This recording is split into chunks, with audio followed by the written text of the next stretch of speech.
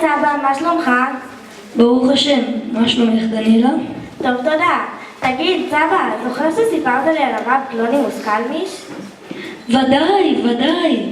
מאיפה אתה מכיר אותו בכלל? פגשתי אותו כשהייתי בגטו ורשה, בתקופת השואה. מה? אתה גם היית בשואה? אף פעם לא אמרת לי. כן, היינו. אולי פשוט אספר לך את הסיפור שלי, וגם קצת על איך פגשתי את הרב קלונימוס. מה דעתך? כן. אם כך נתחיל. הסיפור הזה מתחיל לפני הרבה שנים, בעת רחוקה וקרה ושמה פולין.